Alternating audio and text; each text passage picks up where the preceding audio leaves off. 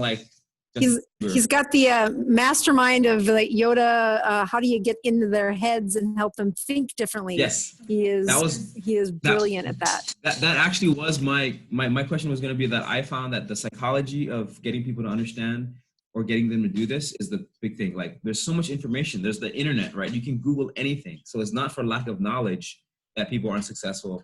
It's got to be something else in here for the reason. And that's why when I watched Dr. Cywes' videos about carb addiction and all these things, and he is so funny about them, I think that's it. So Dr. Cywes, I know you got limited time. If you could please share with us the time you have, what's going on, your thoughts on it. And just so you know this, in Hawaii, Dr. Boss saw this, in Hawaii, McDonald's serves rice.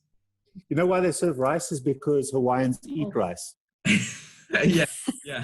And every meal you get in Hawaii, that Nicole, Miley, Angie will tell you, rice is at every meal. So, and we have one of the highest prevalence of new diabetes cases. Dr. Boss made a comment when she was here about how she's never seen these dialysis clinics popping up. So it's a big problem here, big problem for a little small state to be top. Well, you know, it's an interesting. So I just wanted to hand it off to you guys. Dr. Cywes, MD, PhD, nearly just in terms of the rice stuff. Nearly 10,000 procedures he's done, Google board certified, pediatric and adult surgery. I mean, this guy has it all, and I'm so blessed to be able to have him come on and share with us. So without me talking anymore, Dr. Cywes, thank you so much, and please share with us what you wanted to share. I'm going to mute myself. Thank you.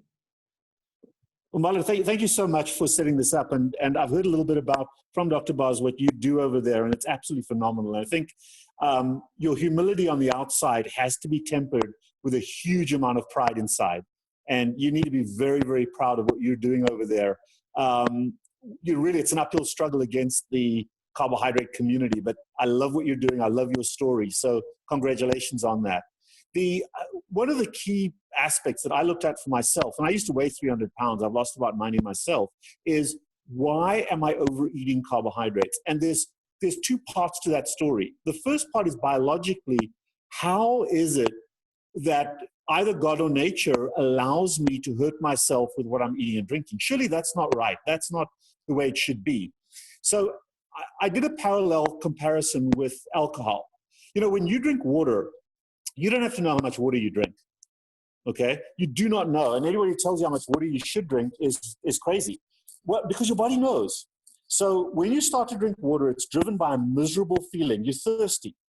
And then you start drinking water, and as soon as your thirst is quenched, you stop drinking automatically. But when I drink alcohol, there is no stopping point. Passing out, puking, that's not a stopping point. That's toxicity, okay, guys? So there is no stopping point. What's the difference? Well, there's two differences. Number one, water is vital for my life. If I don't drink water, I'm going to die. Alcohol, not so much. I mean, I think I'm going to die if I never drink, but I can live without alcohol. So from a biological perspective, I looked at that and said, okay, the human body has very tight control over what it has to have, water.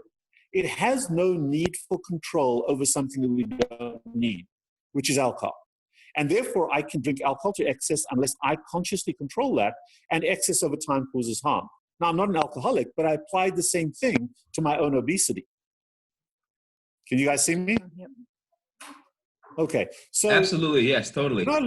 Yeah, okay. So when we applied it to the obesity side, what I looked at is, what do I love to eat? Well, I love to eat carbohydrates. And why can I eat carbohydrates until I'm stuffed and then continue to eat them, but I can't eat a steak? When I'm eating steak, I love steak. I eat a certain amount. Pretty quickly, when I start eating steak, I have no idea how much I'm going to eat. And somewhere along that line, a signal goes from my stomach to my brain that says, dude, you're full.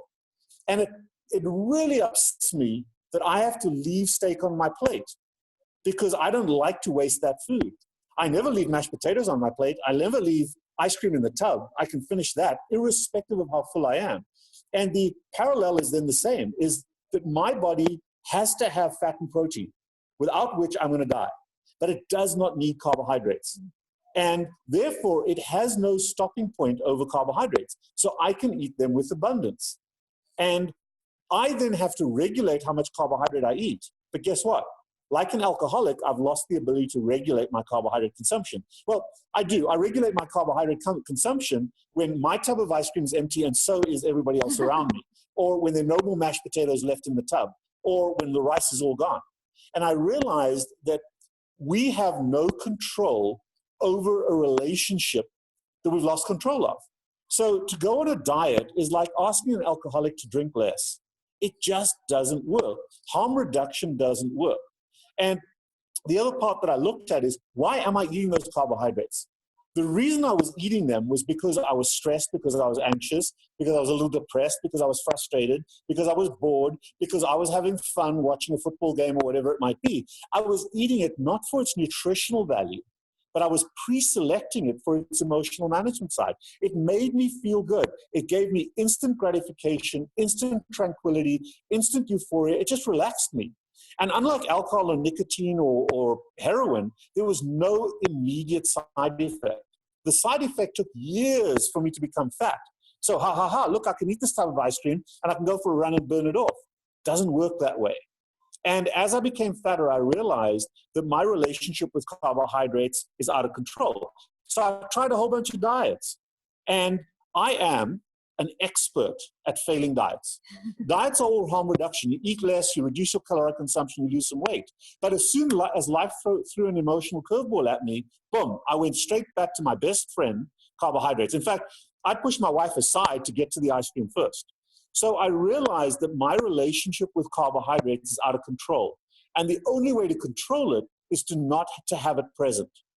So I removed carbohydrates from my environment, and the most important aspect for me is to protect me from myself. Because my behavior, I always want carbohydrates. So how do I protect myself from myself? Number one is to remove the drug from my environment. Mm-hmm. You can't quit smoking if you've still got cigarettes in your pocket. You can't quit eating carbohydrates if they're still in your local environment. That was the first thing. The second thing I realized is that if I did that, that would be a diet I'd lose weight. But it leaves a massive hole in the body. And carbohydrates leave two huge holes in your life. Number one is, okay, what the devil should I eat? What's healthy for me to eat? And I realized as a doctor, as a scientist, that the two things that my body needs, it has to have for life, is protein and fat. And while I was somewhat afraid of fat, I realized that if I'm not burning sugar, the other fuel source is ketones, is fat. So I ramped up my fat consumption, and you know what I found? I'm not hungry. So fat blocked my body's need for food. But the problem, so I would eat less often, but the problem is that the reason I was eating wasn't because my body needed food, it's because my brain needed to get high. So I had to find other ways to activate my endorphin system, to get high, to make me feel good. And what I didn't want was a substance that made me instantly feel good, but on the back end was negativity, guilt, harm, and repression, whack-a-mole with the exact issues that were causing me to become stressed out. Mm-hmm. But I realized that if I take, after a rough day, if I leash up my dog and we go for a walk, or if I come home and I ask Alexa to play some of my favorite songs and I just sing to them, irrespective of how crappy I sing, I felt better. And you know what? There was no downside on the back end. So over time, I realized that if I generated effort from within to do things that I love to do, it would make me feel good. It would give me a sense of accomplishment, a sense of pride that made me feel good. But because there was a time component involved, while I'm feeling good, while the endorphins are active, I could actually connect with some of the really tough issues in my life, process them. And I became much, much more comfortable at dealing with some of my demons. And when you deal with your demons, guess what? They don't make you stressed, they don't make you anxious, they don't depress you. So not only do I have better mechanisms now to deal with my emotional needs, I'm less affected by the very things that triggered my emotions in the past. It's very rare that I get angry anymore, because I don't need anger to defend myself. I don't need anger as a way to blow off steam, because I've got a variety of other tools. Now, it didn't happen in a day, it didn't happen in a month. This is years in the evolution. So a ketogenic diet is not something you do, which is a low carbohydrate, high fat diet. It's not something you do. It's something that you slowly evolve into. I didn't become fat in a day. I'm still in the process of that change. And the time that it's going to end in my life is about 10 minutes after I'm dead. Okay? It doesn't stop. So there are no goals. I don't have a weight loss goal. I don't have a dietary goal. I've got milestones. And one milestone might be, I want to finish a 5K race. One milestone may be, I want to jump out of an airplane. One milestone, actually it's a mile rock. I want to go to Hawaii. So there's a variety of different things out there that are milestones in my life that I'm trying to do. Why? Not because I'm great, not because I want perfection, but because it makes me feel good. And it makes me feel good in a way that's not harmful. And it's a combination of diversity as well as things that don't cause harm, things that I do. And guess what's really happened with me over the last 10 years is my self-esteem, my self-confidence has gone through the roof. And that helps me more and more to stay away from carbohydrates. Do I eat them? Absolutely. But every time I eat them, that's a relapse. That's a mistake. It's not an intentional cheat day. A cheat is always a relapse, and it's incredibly difficult for me to recover from screwing up. But so the point is, we do screw up. But every time I do, I own it. It was a mistake. I don't care whose birthday it was. I don't care how little else there was to eat, because not eating is always an option. So you own the mistake. You figure out, why did it happen? My wife tied me up with duct tape with a funnel in my mouth and poured Coke down my throat. No, I gave myself permission to do something I know I shouldn't. And I'm not going to beat myself up, because that's going to activate my emotions. I'm going to figure out, the next time I'm in the same situation, how can I do it differently? So the next time, maybe I don't go to McDonald's, or I get the burger without the real patty, the real meat patty, not one of those pea flour vegetarian burgers. And I say no to the rice. Yeah. But the better thing there is to say, look, McDonald's is not my friend. So maybe I can make some burgers at home. Maybe I can go to the store, buy some real meat burgers from Nebraska, which is where I'm standing right now, and throw them on the grill and have a lot of fun cooking. Maybe that's the way to go. So the transition is not to think of your obesity or type 2 diabetes from a dietary or calorie or a carbohydrate perspective. Look at it from a substance abuse perspective. And whatever you remove, you need to replace with something that's better and doesn't cause you harm. And I'd love to be able to explore that more. So as the questions come in, we can answer dietary questions, we can answer some science questions, we can also answer some behavior questions. But the best thing you can do, as you've done, Marlon, is perhaps to go to our YouTube site. It's called Carb Addiction Doc. Subscribe to that. It's free, but you'll see everything I've talked about in little segments, 10, 15 minutes at most. And if you go for a walk, plug that in, listen to it. You know what the walk's doing? It's activating your endorphins. I hate the word exercise because I can't do it. Exercise is like a math test for me. But you know what I do? I do physical activity. I park my car a little further away. I go for little walks. I listen to things. I do things that make me feel good, even though they require a bit of effort. So on the next walk, each walk you go on, listen to a podcast, go to Dr. Boz's work, go and research that. There are so many little options you have, and in tiny little increments, build a healthy, psychologically positive life for yourself. Isn't that great? That is amazing. And also right? Dr. Bosworth's book. Dr. Bosworth blessed us with books, and we gave it to people, and I've had people tell me that it's changed their life, Dr. Bosworth. Well, Dr. Cywes. Oh my God, we did? Well, we have our copies and the audiobook, which is awesome, which is Dr. Boz reading it herself. But Dr. Cywes, I wanna say, first off, that was awesome. Like, I loved when you explained in one of your videos about how the calories in, calories out model doesn't work and why it doesn't work. And the way you go about it, I think really underscores the fact that why people struggle and Dr. Boz has great stuff on addiction. Her brain addiction talk, okay, quick plug, is amazing. Okay, guys, but I know we got limited time, so I want to skip my questions. I want to definitely shout out to Sherry Golden, who gave me an incredible question, and it encompasses a lot of things. I'll read her question because it's many things. It's what. Okay, I wish I could get my mom to believe, Sherry. Sherry Golden is there. Her doctor of 30 years talked her into going vegan. She was hungry all the time, and her weight and kidney function never moved. He told her to eat whatever she wanted, but small amounts of protein. She asked about keto, and he told her if she did, he would drop her as a patient. I would have said bye-bye, but she likes her doctor and suffers on. She has so many medications, one for low blood pressure, Crohn's disease, reflux, and kidney disease. She has one kidney that is smaller and doesn't work as well, but trying to get her to drink more water is hard. She has sleep apnea and takes a sleeping pill because she has insomnia. Sounds would change her life, but at 78, she believes her doctor knows best. So Dr. Cywes, this is a lot of things. Doctors are gods to people. And so I get a lot of the questions were, my doctor is either anti-keto, not open to it, or resistant to it. The guidelines say lower your fat.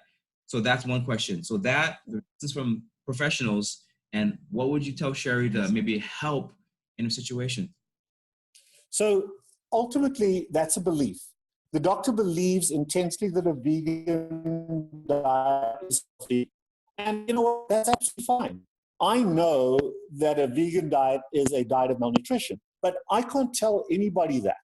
They can hear my opinion, but you ultimately have to buy into it. And the only way to know is to treat yourself as a science experiment. And here's what I tell all my patients. You don't have to believe anything I'm telling you, but if you follow our methodology, go out and do this for 30 days. Put yourself on a vegan diet for 30 days and write down how you feel, write down what's happening to your health.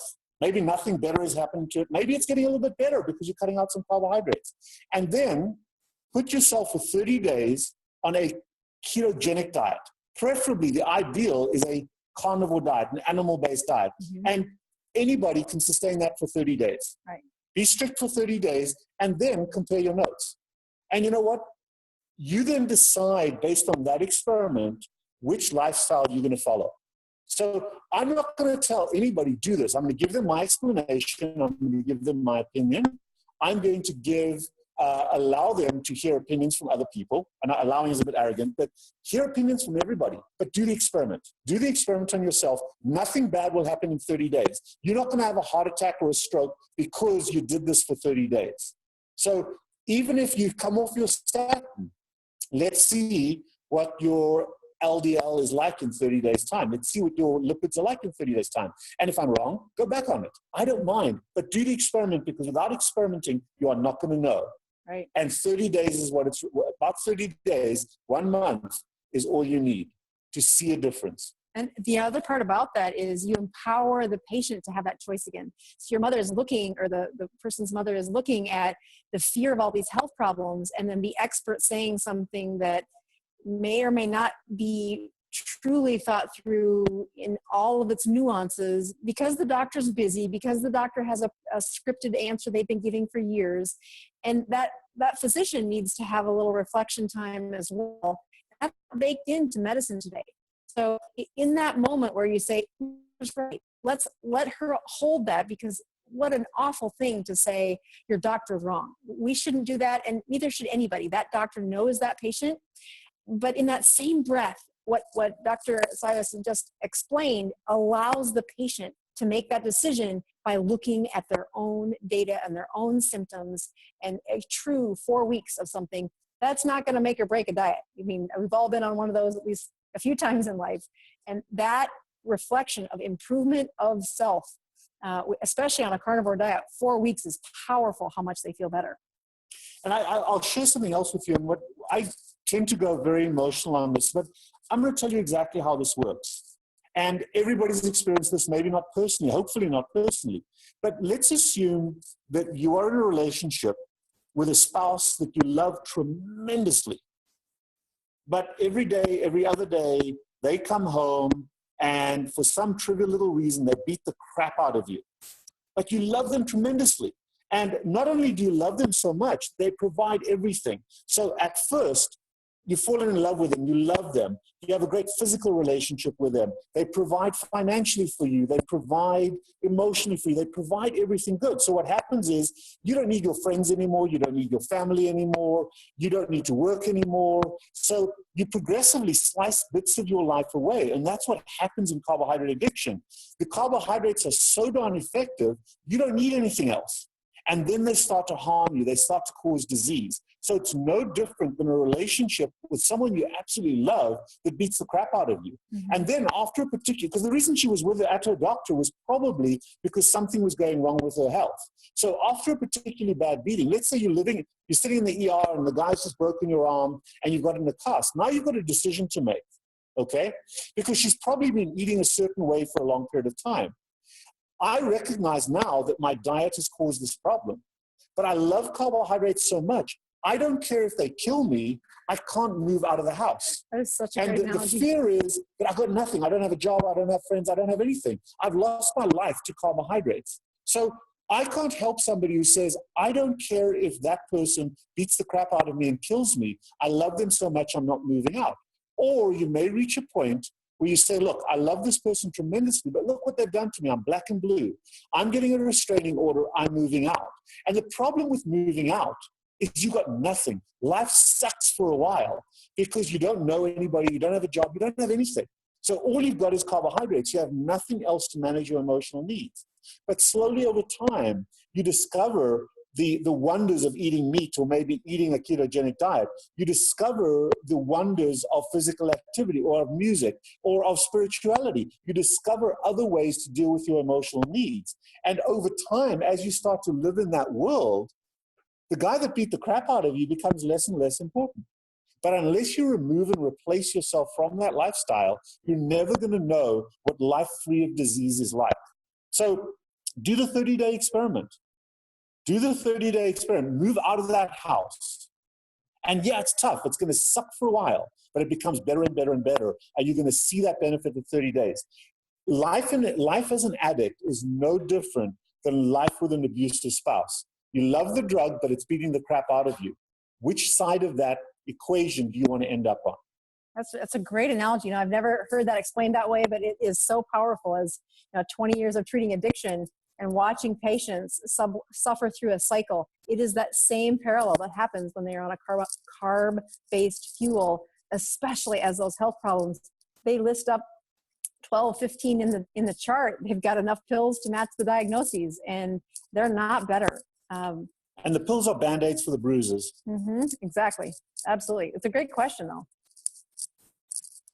Dr. Cywes, that was incredible. And I think you're right to do the emotional tie as my previous work in social work, that like no matter what, people know their emotions and they go back to bad things the same way. And so if you can get an emotional connection.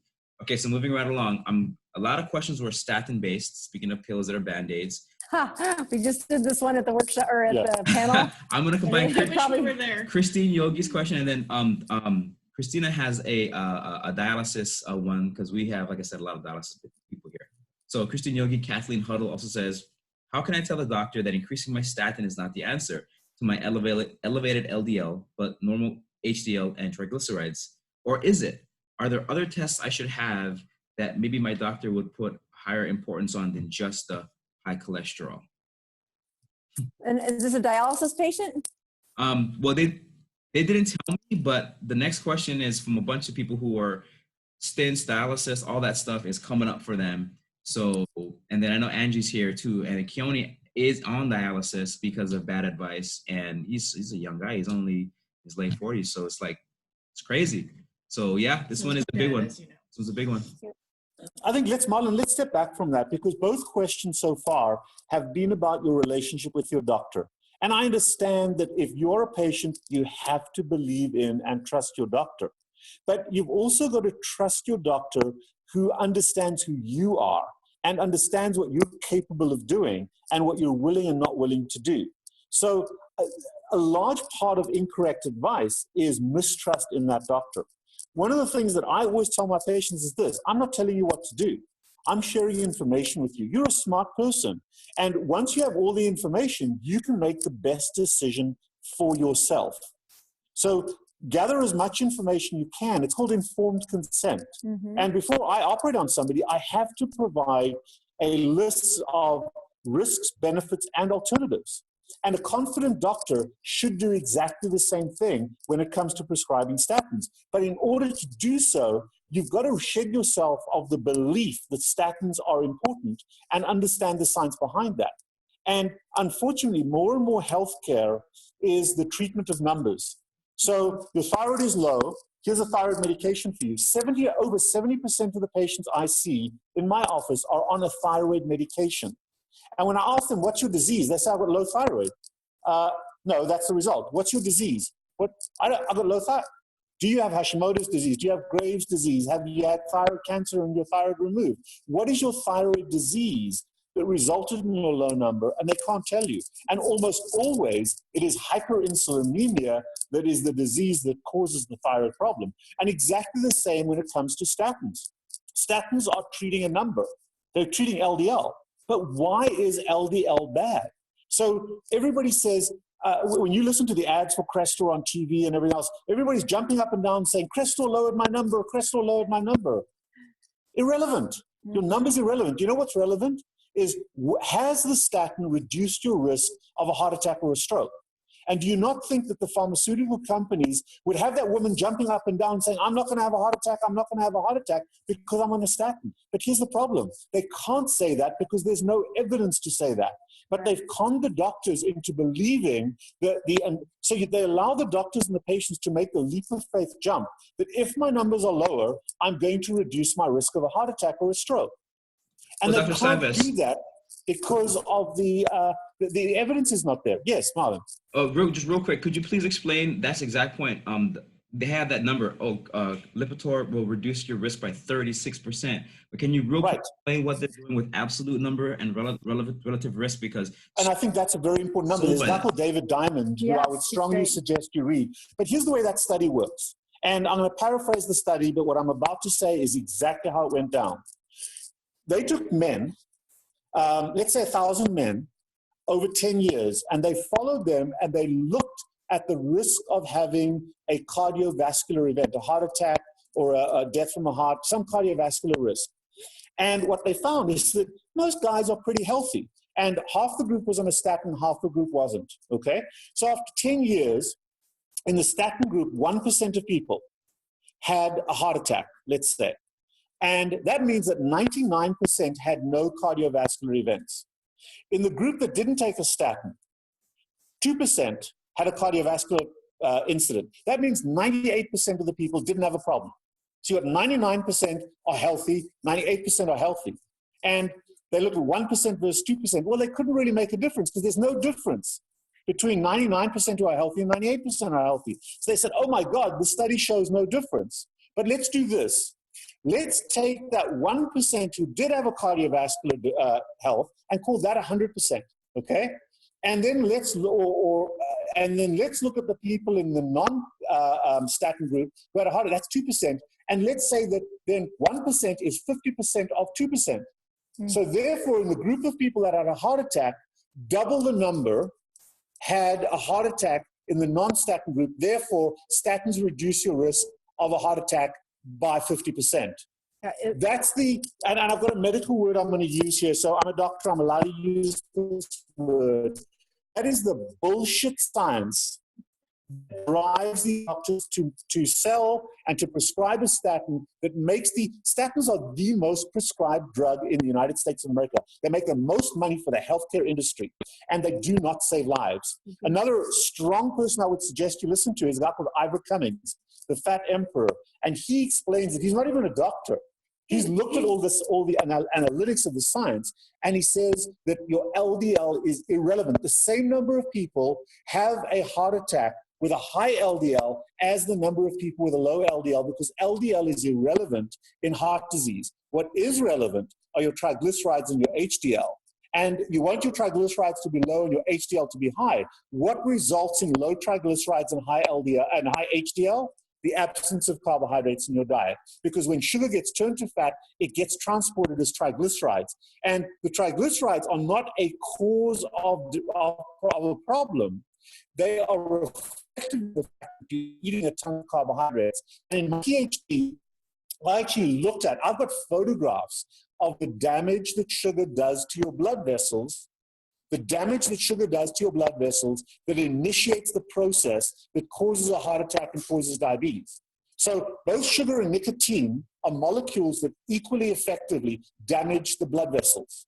And what happens is when you get that inflammation in this damaged blood vessels, along comes LDL to try to patch that hole. Mm-hmm. LDL is not the arsonist. LDL is not trying to kill you. LDL is trying to fix the darn injury that you made by smoking or eating carbohydrates. LDL is the patch. But when you look at people that died, there's a lot of LDL there because of the perpetual injury, and LDL is just trying to fix that problem. Now this big inflammatory clot breaks off and it causes a heart attack. Well, it's part of the treatment. It isn't the arsonist, it's the fireman. And if you use a statin to get rid of that, not only are you not changing the risk of a heart attack or a stroke, you're also reducing the amount of very, very necessary cholesterol in your body. Cholesterol is there not because God or nature was trying to kill us, but because it is a vital element in human biology. Cholesterol is 30% of the membranes of every cell. In order for a cell to function properly, in order for a cell to move and move things across the cell membrane, it needs cholesterol to anchor those proteins to make that membrane fluid. Cholesterol is the precursor for 6 of the major steroid hormones: estrogen in females, testosterone in men, cortisol, human growth hormone, thyroid hormone, T3, T4, vitamin D, and bile. Mm-hmm. Okay? Without those hormones are missing. And insulin, which comes from sugar, blocks the conversion of cholesterol downstream. Cholesterol is a vital element to us being healthy humans. So if you're on a statin to block that, what are you doing to your brain? Yes. And dementia, Alzheimer's, Parkinson's disease are all directly related to a lack of fat. And Dr. Boz does this for a living. She'll share that with you. But those drugs directly reduce fuel for your brain. Dr. Boz's mother suffered from awful brain trauma from her not eating enough fat. Once she started eating a ketogenic, a high-fat diet, so much of that resolved.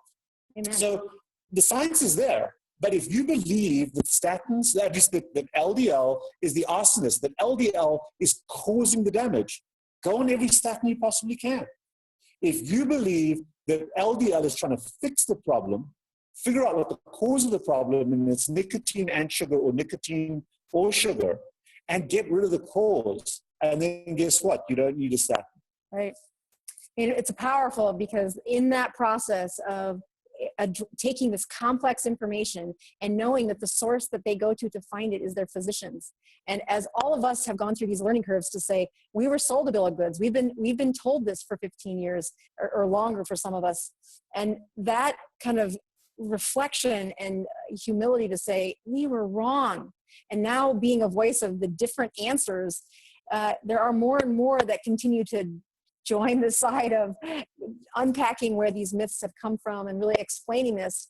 But to ask a patient to walk into their doctor and say, let me challenge you in everything you believe, it is a tall task to ask the patient to do that.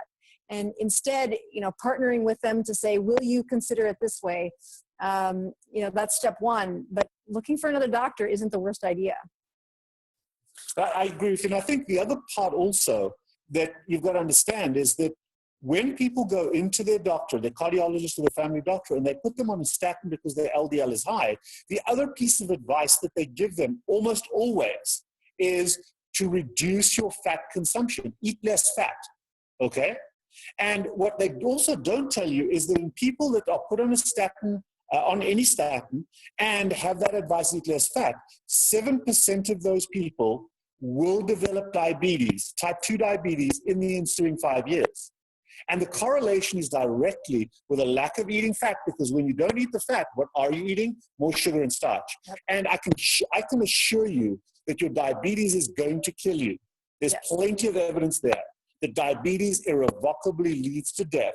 But diabetes is not a forever disease. Type 2 diabetes is not a forever disease. You can put it into remission because diabetes is directly caused by chronic excessive carbohydrate consumption. So the reason you're on the statin is because there's too much sugar already. Then you're eating less fat and more sugar. Now you're diabetic, and it's the diabetes. It's called CMOD, the carbohydrate insulin model of obesity and diabetes.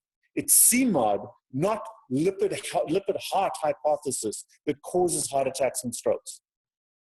So that I'm telling you that, your cardiologist is telling you something different. You decide, but the best way to decide is do a 30-day experiment on yourself of each diet and measure your numbers or see how you feel. Right. So we do. So I think they are shutting off lights in the other room. So we can maybe do one more question and then Sure, all good. that's fine. I think that's good. Yeah. Okay, great. So One more question. I'm going to give it to What's the last question you Christina. have for us, Marlene? Christina has a bunch Okay. of dialysis questions. And guys, thank you so much. I know you guys got to get going soon. Thank you so much for this. And hopefully this can be one in a section of things we do until Bosworth and Cywes is in Hawaii practicing. Yeah, with us. Sick. Okay, so we have a few people that are close to us that are on dialysis. As you know, Dr. Boz, my dad is on dialysis, and Angie's Keone's husband, right? Yeah. Keone, which is Angie's husband, who's way too young to be on dialysis, is on dialysis. Oh my. Stage 4, same as my dad. Yeah, so he and my dad are both stage 4, with between 5 to 10% kidney function. And my dad has been sort of testing with keto, but not upping the fats. Keone has sort of been following along. They're wondering if it's safe to do it, and what's the best way to go about it? Like, is there, if you're already on because they dialysis. keep saying that their doctors are and like, high phosphorus. you can't have phosphorus, you can't have potassium and stuff. Yeah. Keone is feeling better and looking better on keto. I've noticed it myself. He's a cousin of mine. But the doctor. Can I ask you just a quick question? Why are they on dialysis? What caused their kidney damage? I think Angie, can you chime in real quick? I believe it was taking too much medication or too much painkillers or something. And For Keone? And just too much painkillers. Same thing. Yeah, same thing. Yeah. Keone has been diabetic for, can you hear me? Yes, we can. Yes, Go ahead. I can hear you. Okay. He's been diabetic for at least 15 years since I've known him. All right. Yeah, So, I mean, the connection between a kidney disease and a ketogenic diet isn't absent. I mean, Jason Fung, one of the nephrology experts on keto, runs a dialysis center, and one of his passions for being an educator in the ketogenic world is, by the time they have stage 4 kidney disease, my impact is so minimal on what we have left to work with, that if we don't start addressing this much earlier before those kidneys fail, it leaves such little room for us to impact improving their health. When you look at folks on a ketogenic diet, on dialysis, improving their diet with a ketogenic approach is possible. It just needs to be done in very close partnership with their physician. You are going to change the chemistry of their circulation very dramatically. And when somebody does this and their kidneys are working, they still can struggle. Without the partnership with their physician, it becomes much more difficult to really guarantee they're going to have the benefits. So when I say, how do you begin on a ketogenic diet while on dialysis? The answer is slowly, but taking the carbohydrates from 200 a day to 150 a day, staying there for a month, and then going down to under 100, and hoping you can get them all the way to that 20 or less. That is possible. But unlike someone who has a functional kidney response, that blunted response is going to impact their dialysis, their fluid retention, and the power of having kidneys on your side is never more appreciated than the folks who stand every day in line to get into the dialysis center. So my dad's on dialysis as well. He has been for 6 months now. And it is an incredibly painful regret that I did not educate him in a way that he could hear and understand 10 years ago.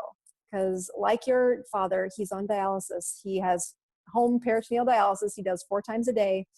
And it's because his kidneys can't do what they should have been able to do had we taught him about decreasing the carbohydrates, decreasing those cytosines that really do change the rate at which kidneys die. So when it comes to things like phosphate binding, there's lots of little tricks we can do to help dialysis keep that stable. The ketogenic diet heals other parts of the body that really depend on that phosphate being better regulated.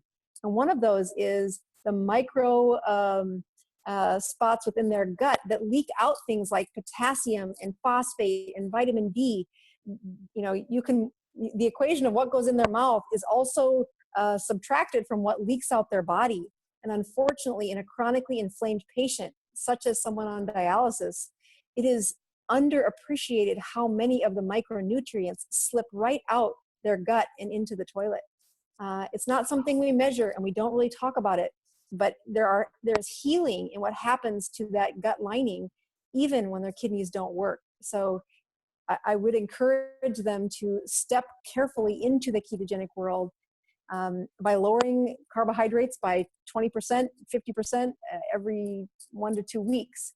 And that's what I do when they come to my clinic. I think the two additional things, I agree completely with what Dr. Baz said. There's two other important concepts. I grew up before the word keto existed. And there are two parts to keto. It's low carbohydrate, but it's also high fat. Mm-hmm. And the two have to go hand in hand. So the concern for me, and what the nephrologist will tell you all day long, is that a low carbohydrate, high protein diet is dangerous. And I would agree with that. When you're struggling with dialysis, dealing with that excess protein is a problem. The way to protect the protein that you eat is you protect the protein with fat. Fat protects protein. God and nature, again, made cows, made pigs, made lambs with a lot of fat. When in the Bible, when we slaughtered a lamb, it wasn't the big muscular Arnold Schwarzenegger of lambs. It was the fattest one we could find, because even in biblical times, we knew fat was good and healthy. So there's no harm to fat. God and nature is not trying to kill us, even if you're already on dialysis. So the first thing is it's a low carbohydrate, high fat. And you can get rid of the carbohydrates in one or 2 weeks or 2 or 3 weeks, but it's the fat that has to be there for the rest of your life. And anytime you eat an animal product, be it an egg, be it cheese, be it any meat, any fish, any seafood, any poultry, the protein always accompanies the fat. It comes along for the ride. Mm-hmm. Don't focus on the protein, focus on the fat. That's the first thing. The second thing, for the beauty about healthcare now, and this is my background. My background is livers. My PhD was in liver transplantation.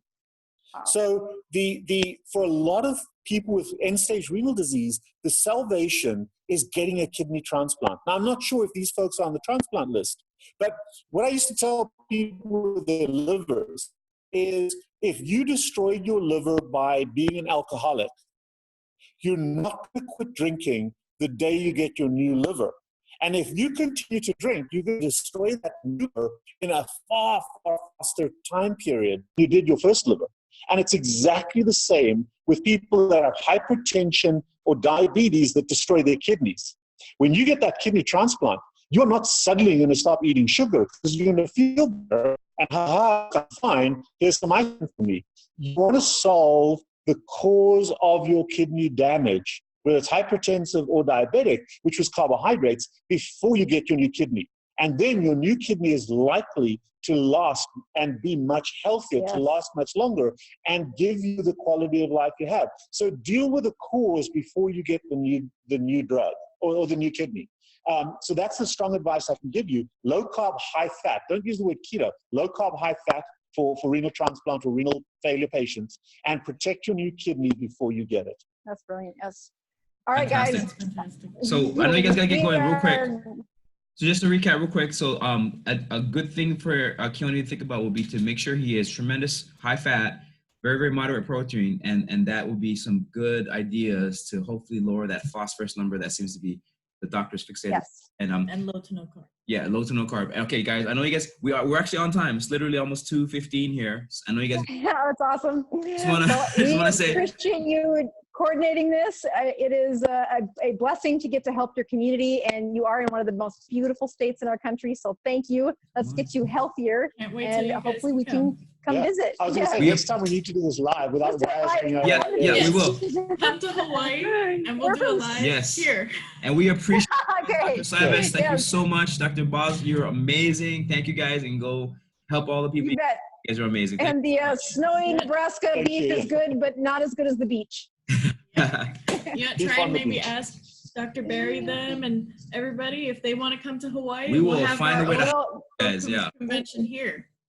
coordinating that, I don't think will be nearly as difficult as getting them to come to Omaha in January. January. True. All right, guys. All right, take care. Bye. Bye-bye. Thank you very much, Mother. All right. Bye-bye. Aloha, you guys. Bye-bye. Bye. Thank you so much. Bye.